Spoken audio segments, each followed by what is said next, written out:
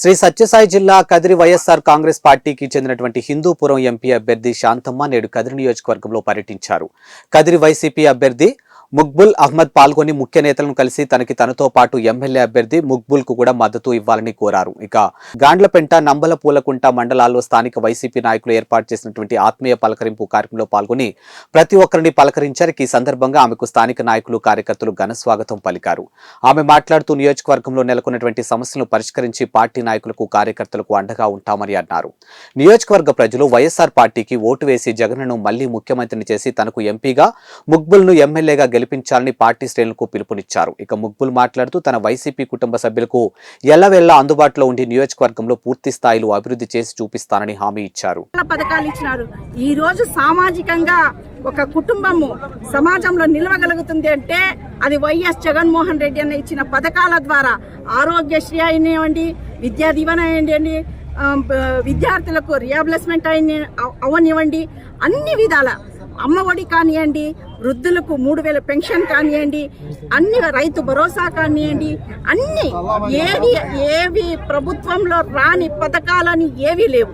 అన్ని పథకాలు మన వైఎస్ఆర్ కాంగ్రెస్ పార్టీ, మన జగన్మోహన్ రెడ్డి అన్న ఇచ్చిన్నారు. దానివల్ల దాన్ని ముందు పెట్టుకొని నేను ఈ పొద్దు ప్రచారంలో పాల్గొనడం జరుగుతుంది. ప్రతి ఒక్క గడపకి పోతా ఉన్నాను, ప్రతి ఒక్క తల్లి చెప్తా ఉంది జగన్మోహన్ రెడ్డి అన్నని మేము గెలిపిస్తాము అని చెప్పడం జరుగుతుంది. ప్రతి కాటికి విరోధ పక్షాలు ఏం చెప్తున్నాయో, వాళ్ళు ఏం మాట్లాడుతున్నారో వాళ్ళకే అర్థం కావాలి. దానిపైన మేము కామెంట్స్ కూడా చేయము. ఎందుకు దిశగా పోతా ఉన్నాం, మేము మనుషుల్లోకి, ఊర్లలోకి, మనసుల్లోకి చొచ్చుకొని పోతా ఉన్నాం. ఈరోజు మమ్మల్ని ఎవరు కూడా ప్రశ్నించే అధికారము వాళ్ళకు లేదు, ఆ నైతికత కూడా లేదు. ఎందుకంటే బాబు వస్తే జాబ్ వస్తుందండి. జాబ్ వచ్చిందా అని ఇప్పుడు ప్రజలు, మన యువతరం అడుగుతా ఉంది. అవ్వతాతలకు మరి ఆడకూతుర్లకు బ్యాంకులో పెట్టిన బంగారు ఇడిపిస్తానని చెప్పినాడు. అది ఇడిపించినారా అని మన తల్లులు అడుగుతున్నారు ఈరోజు.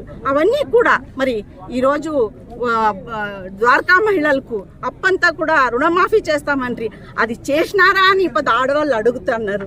అదింతా కూడా ఇంటి పెద్ద బిడ్డగా మన జగన్మోహన్ అన్న,